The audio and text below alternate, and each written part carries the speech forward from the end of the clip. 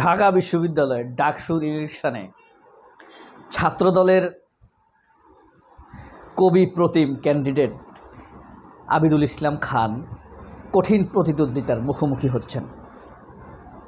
BNP বা ছাত্রদল ভেবেছিল আবিদ আসবে, দেখবে আর জয় করবে, তাকে প্রার্থী ঘোষণা করবে, ডিক্লেয়ার হবে আর সে বিপুল ভোটে জিতে চলে আসবে। কিন্তু নির্বাচনের মাঠে এসে তারা লক্ষ্য করল, না, জয় তো এত সহজ নয়। জয়ের দুয়ার অনেক দূরে, জয়ের সীমানায় এখনও পা রাখতে পারেনি।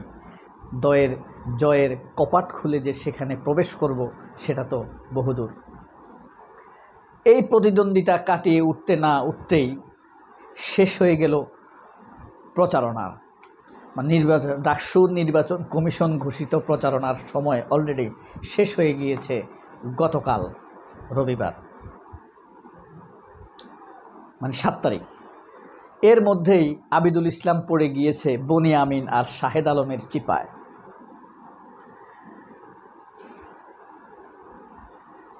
বনি আমিন লোকটি আমি পছন্দ করি না, উগ্র, একটু অসভ্য কথাবার্তা বলে, এসবের জন্য আমার ভালো লাগে না। তবে বনি আমিন তথ্য কংক্রিট, তার জানা মতে কংক্রিট তথ্য দেবার চেষ্টা করে। এর মধ্যে এই নয় যে তার কোনো ভুল নেই, তার অনেক তথ্যে ভুল রয়েছে। তবে আমার একটা ডিপেন্ডেন্সি হলো, জানা সত্ত্বে ইচ্ছাকৃত সে মিথ্যা কথা বলে না। তার অনেক ফ্রড আছে, সে অনেক ভুল তথ্য দেয়, সে অনেক অসভ্য অশ্রাব্য কথা বলে, উগ্র ভাষায় গালি দেয়, এখন না, আগে দিত। তবে ইচ্ছা করে মিথ্যা কথা বলে এ কথা আমার মনে হয় নাই ভাই, হতে পারে কোনো মানুষের ব্যাপারে। কিন্তু শাহেদ আলম অ্যাডাল্টারেট তথ্য, মিথ্যা বুলি দেওয়া, ইচ্ছাকৃত মিথ্যা বয়ান সৃষ্টি করা, মিথ্যাকে ছড়িয়ে দেওয়ার ক্ষেত্রে এক কংক্রিট লোক, কংক্রিট মিথ্যাবাদী হইল শাহেদ। আপনি একটি সত্য ধরেন যদি ইসলামের বিরুদ্ধেও যায় তবুও সে এটা বলতে পারবে না, কারণ তার একটা রোগ হয়ে গিয়েছে জেনেটিক্যালি, সে আসলে সত্য বলতে পারে না। একটা সত্যর সাথেও তার 100% এই সত্যটি উপকারে আসছে, তারপরও ওই সত্যের সাথে সে কিছু মিথ্যাকে মিশ্রিত করবে। এটা হইল শাহেদ আলম। এই শাহেদ আলম এবং বনি আমিনের চিপায় পড়ে আবিদ এখন চিপান্বিত।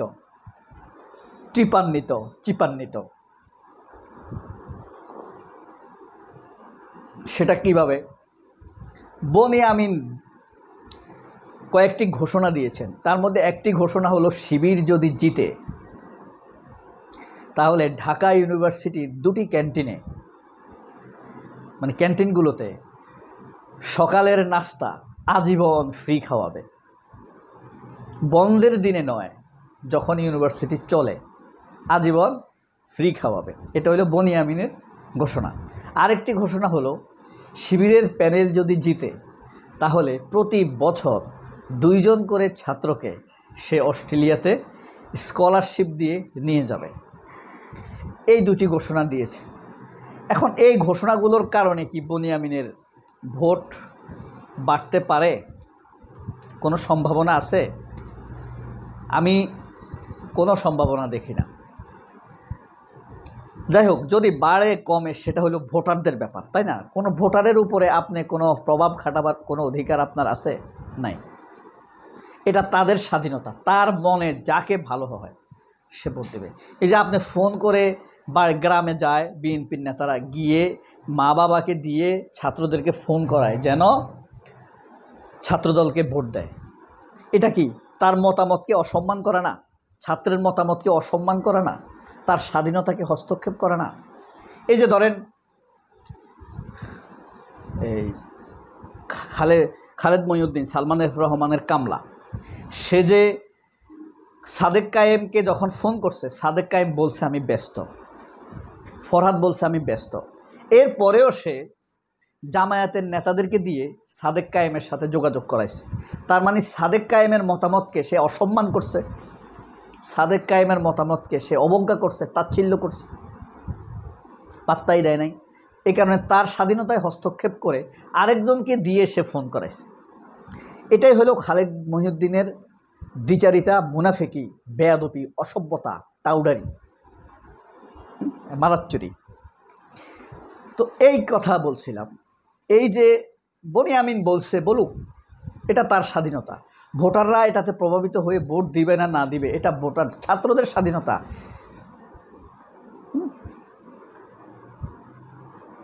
দে আর স্টুডেন্ট অফ ইস্টার্ন অক্সফোর্ড, প্রাচ্যের অক্সফোর্ডের ছাত্র তারা। তাদের মতামতের মূল্য আছে না ভাই? তারা প্রভাবিত হইলে হোক, তারা ছাত্রদলকে না দিলে না দেখ, এটা তাদের স্বাধীনতা। তারা যদি সব ভোট শিবিরকে দিয়ে দেয়, দেখ, এটা তাদের স্বাধীনতা। কিন্তু কলিজা দাউ ধাউ করে জ্বলে উঠেছে এই ইসলাম বিদ্বেষী শিবির, মিথ্যাবাদী, বিদ্বেষী না, এটা একটা মিথ্যাবাদী রোগী শাহেদের। সে এটাকে শেয়ার দিয়ে বলছে বনিয়ামিন কি বলছে। এক সময় বনিয়ামিন সাইদিকে সমালোচনা করছে, গালাগালি করছে, তারেক মনোনয়নকে গালাগালি করছে। এখন শিবিরকে দেখে সে মুগ্ধ হয়েছে। আমার কি, আপনার কি, তাই না? এক সময় শাহেদ আলমের বাপের সাথে ভালো সম্পর্ক ছিল বনিয়ামিনের। এখন শাহেদ আলমের কর্মকাণ্ডে বনিয়ামিনের ইচ্ছা হয় শাহেদ আলমকে জুতা দিয়ে পিটতে। এখন তার কর্মকাণ্ডে সে এটা অর্জন করছে। আমি বলছি না তাকে জুতা দিয়ে পিটতে বলছে, আমি বলছি শাহেদ আলমের আচরণে, শাহেদ আলমের বাপের আচরণে। শাহেদ আলমের বাপের সাথে বনিয়ামিনের সম্পর্ক ভালো ছিল, ওই কারণে শাহেদ আলমকে বনিয়ামিন স্নেহ করত। এখন শাহেদ আলমের বাপ মারা যাওয়ার পর শাহেদ আলমের আচরণে, মিথ্যাচারে, কুৎসা রটনার কারণে, চরিত্রের কারণে, দুশ্চরিত্রের কারণে, লোভের কারণে শাহেদ আলমকে মনে হয়েছে বনিয়ামিন জুতা দিয়ে পিটবে। এখন বনিয়ামিন শাহেদ আলমের পাল্টে চলছে। এর ভিতরে কিছু চামচা টামচা আছে। ওই যে শাহেদ আলমের মেইন জ্বালাটা কি, শিবিরের কথা বলছে এখানে। ধরেন এই পর্যন্ত যতগুলো নির্বাচনী পোল হয়েছে, সার্ভে হয়েছে, জরিপ হয়েছে, সবগুলোকে শিবির এগিয়েছিল। এখন শাহেদ আলমের কথা হইল এসব জরিপ ভুয়া। এখন সর্বশেষ আরেকটা জরিপ হয়েছে, এখানে দেখানো গেছে যে ছাত্রদল এগিয়ে আছে। এই জরিপ সঠিক। শাহেদ আলম এবার বলতেছে যে এই জরিপ সঠিক। মানুষের নীচতা, হীনতা, দুশ্চরিত্র, লোভ কোন লেভেলের হতে পারে। এই শাহেদ আলম খালেদা জিয়াকে গালি দিছে না, তারেক রহমানকে তুচ্ছতাচ্ছিল্য করে বেড়ামার করছে না। এখন পয়সার বিনিময়ে সে বিএনপির প্রচার টিমে যোগ দিয়েছে। কত দূর যেতে পারবে? এই বনিয়ামিন আর বিরানি শাহেদের চিপা থেকে কি শাহেদ বের হতে পারবে? তারেক রহমান কি ফখরুল, শাহেদ আলমদের চিপা থেকে বের হতে পারবে? সময় বলে দিবে। সবাই অনেক ভালো থাকবেন। আল্লাহ হাফেজ। আসসালামু আলাইকুম।